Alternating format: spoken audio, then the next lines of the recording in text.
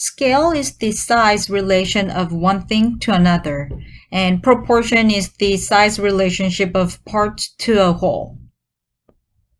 Scale is one of the first decisions an artist makes when planning a work of art. How big will it be? We experience scale in relation to our own size. Things larger than ourselves, either actual or depicted, help to induce feelings of wonder, awe, or even fear. In contrast, small-scale things are more approachable and more likely to be pleasing and agreeable. This experience of scale constitutes an important part of our response to works of art.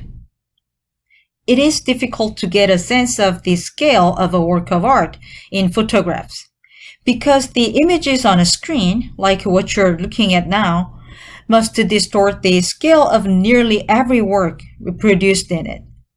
To fully grasp an artist's intent and message, it is far better to see works in the flesh at their original scale. We see many relationships in terms of scale. You have probably noticed that when a short person stands next to a tall person, the short one seems shorter and the tall one taller. Their relationship exaggerates the relative difference in their heights.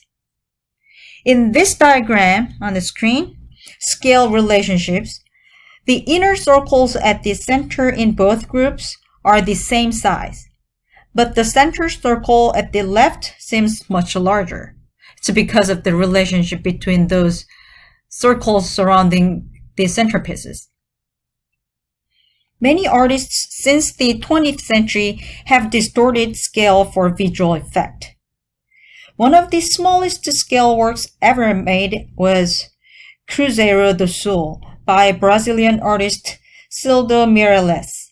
Photographs of this work usually include the hand to give viewers a sense of its unique scale, which the artist used to help make a political point. The work consists of two tiny joined blocks of wood, less than a half-inch across. The artist made it to comment on the lack of importance that most people attribute to Southern Hemisphere countries, which produce many natural products such as lumber. This work is so small in scale that exhibiting it is a challenge because most viewers miss it, just as many of them skip the news from Brazil.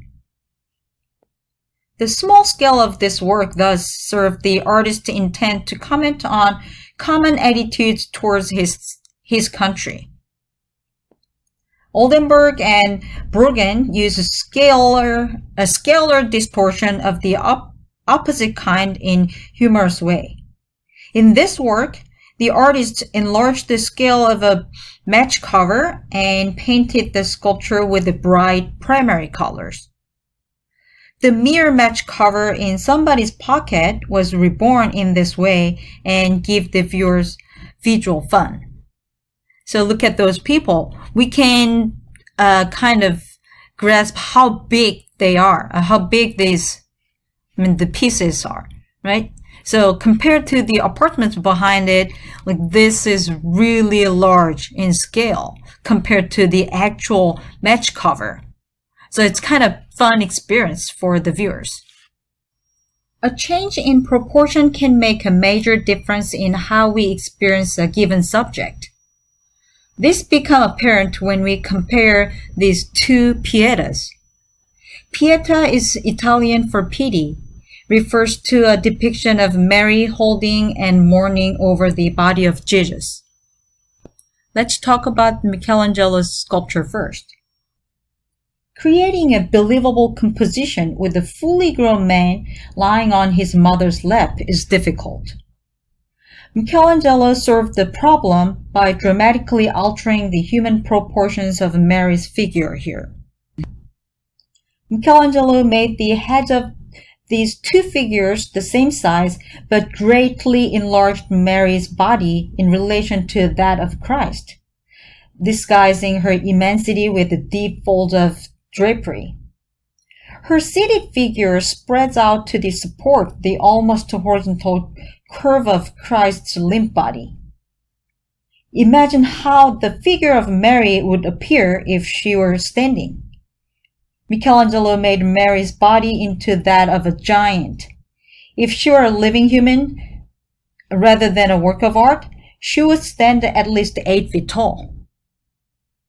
Because of the proportions of the figure of Christ are anatomically correct, and there are abundant naturalistic details, we overlook the proportions of Mary's figure. Yet, the distortion is essential to the way we experience the content of the work. Let's compare Michelangelo's work with this German work that was created about 2 centuries earlier.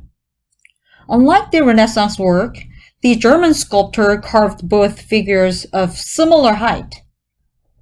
Christ's bony and emaciated helped to alleviate the problem of how Mary can support a person of smaller size. Christ's gaunt body also expresses the truth of his suffering in a way that Michelangelo avoided.